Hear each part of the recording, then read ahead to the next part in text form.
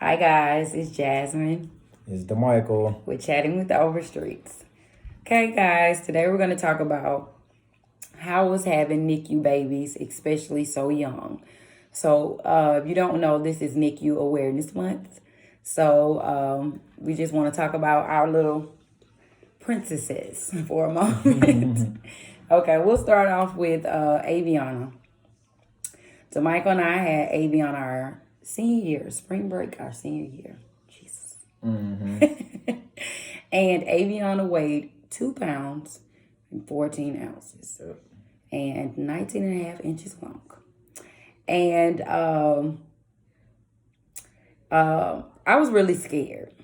You know, I didn't express that. I really didn't know really how to express that. But she was very tiny, like she could fit in a hand. Yeah, fit in your hand. And Michael, I always knew that he would do something probably in the medical field because I remember the nurses asking us, would I like to change her diaper? And I'm telling you guys, I'm like looking like, where's my baby bottle? Like, where is it? And I was like, no, ma'am. And Michael was like, I'll change it. And I'm just like, oh, Jesus.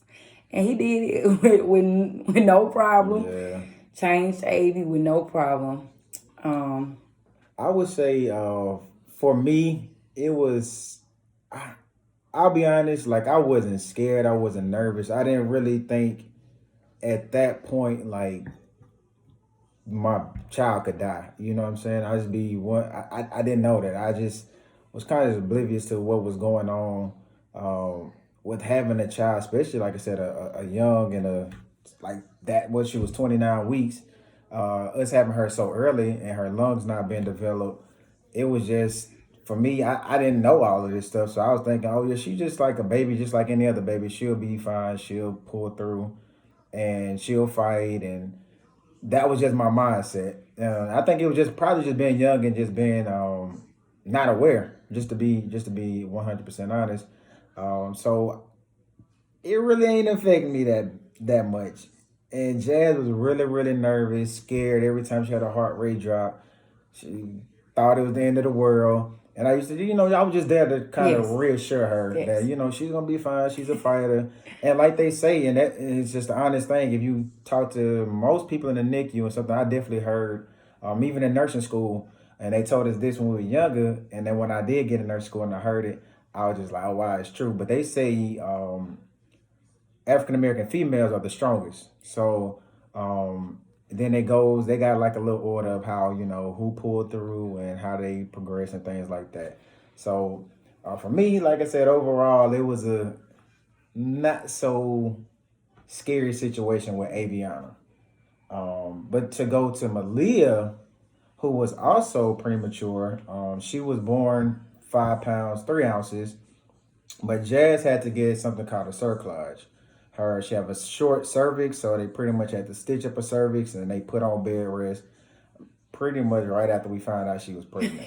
So with that one, like I said, we were a little more aware of what was going on.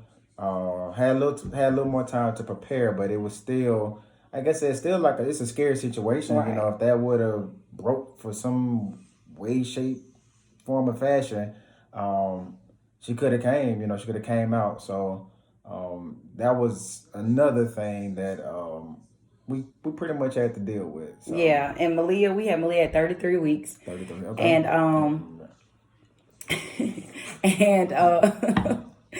and going back, I have to go back a little bit. Avion had to stay in the hospital for a month. And I took it really hard when I had to leave.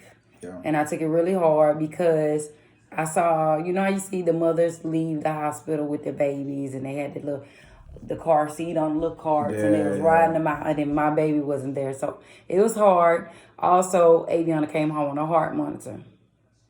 And they had to monitor her heart. And so I couldn't go to work, or Aviana could not go to daycare right away because she had a heart monitor. So that was very challenging. But I will say DeMichael was not my husband yet. But I really appreciate DeMichael because, like, I'm going to be honest with y'all. Like, I'd be like, back then I was like, everybody like, oh, DeMichael this. And I'm like, what did he do? I'm thinking like he did what he's supposed to do. Don't get me wrong, he did what he was supposed to do, but that wasn't common. So I am very grateful for that. And I was having a talk with Aviana. Everybody's child's father does not step up. So I would like to tell my husband, I really appreciate him. I really do appreciate you. Well, you're welcome. And because it was our senior year in high school when I was pregnant, and literally, I mean, I don't know if y'all know me personally, but I can eat. I can eat a lot anyway. But when I was pregnant, I can eat. We have to put the double eat on when it's like severe, when it's serious. Yeah. So eat. When you say you hot, but now I'm hot. But like eat, I could eat, but sis could eat when I was pregnant. And so like, oh God, like I used to be like, Mike, I want this and I want this. And like, I remember, okay, like, I don't even think my mama know this yet, but I was like, it'd be like 12 o'clock in the morning and I'd be like, oh my God, I can't sleep. And I called to Michael. And Michael didn't have a car yet. And so I called Michael and I was like, Michael, I was like, I'm so hungry. And I just like go into like these, I'm hungry. Can you bring me some eat? And it was like, what do you want? And I was like, remind you, we got school the next day. Yeah. And I was like, I want a Sonic bacon. I want a Sonic bacon burger. And what was it? Coconut slush? Blue coconut slush. And he'll bring it. And then, like, he'll try to give me a hug, but, like, my mama wasn't for that. She didn't even know. And she didn't play. And so I was like, then Michael was like, but you got to, put it on the steps. But you, like, he tried to give me a hug. I'm like, no, I'll see you tomorrow. Like, thank you, but you got to go. And I wonder, I need to ask her. I'm curious, did she ever realize in the morning how Sonic get in her trash can? Or Taco Bell? I did that a lot. And he looked so pitiful and so sleepy. And the next day he'd be so sleepy. So I really thank my husband, my baby's father at that time. I really thank you a lot for that. You're welcome. So that was that. And it's to me, I think most of the time the mothers go through a lot when it comes to that, like emotionally. I felt with Aviana being so little, I went through like a mini depression because she couldn't come home right away, or I couldn't go to school right away because it was just like, dang, like we wasn't expecting it, and we had to turn around from having like newborn clothes to go and turn around and get her like preemies, like when she could start actually putting on preemie diapers, we had to turn around and do that. Yeah. And so that was that. And I want one last thing I want to say. It's not that we condone teenage pregnancy, but we just want to let you know that you can get through it. Absolutely. If you're in that situation, you can get through it. A lot of people had a lot of things to say about us having babies and being young, and we weren't gonna be anything. We weren't gonna make it. We weren't gonna be together. We weren't gonna do this. We weren't gonna do that. But hey, we still rocking. We still there. We still in here. So yeah. You said don't always fall for the naysayers. Like I said, sometimes it did. Like you said, like Jazz, she'll say it all the time, and I 1,000% agree. It wasn't always pretty. But at the end of the day, we just did what we had to do. Like I said, we decided to do what we did, and at that point, we had to step up. And at that point, we just had to do that pretty much. We just had to step up and man up and woman up, and we took care of our children. And like I said, for that, just like she give me my flowers while I'm here, I'm gonna give her hers while she's here. Also, like I'm so thankful and so blessed to have Jasmine as the mother of my kids. Man, I'm just sometimes I just sit down and I think about it, and the mother that she is, like I said, my mama know how I feel about it. Like I said, she remind me so much of my mom when it comes down to how she raised us and raise our kids and do things for us. But oh my goodness, I really can't. I really appreciate that. Thank you, so another thing I wanted to talk about, I'm gonna let you close it out. But when we did have Malia, one thing I can really say, the Ronald McDonald House, or that foundation, was a tremendous help. Absolutely. Like we got to stay there and in Pensacola, because she was born in Pensacola. And we was living in Niceville. So man, that organization, like I said, I can't wait till we get to that point in life to where we can kind of pour back into that organization because it's real. They actually put the money to They fed us every day. Fed They you gave us every like day. free movie tickets. We Oh went to the man, movies. it was some of everything. Nice rooms. Anything, yeah. It was amazing. So It was like really I helpful. said, that's if you do are in this some type of situation where you can use that foundation, like I think definitely. it's just for the NICU babies. Not yeah, but I mean, if you're in the hospital though, I think Okay. if you're in the hospital, they kind of like let you stay in the hospital. Oh, You okay. have kids I with didn't. cancer, things like Okay. that. Yeah. So if you ever do that, like definitely use that, instead of spending money on a hotel.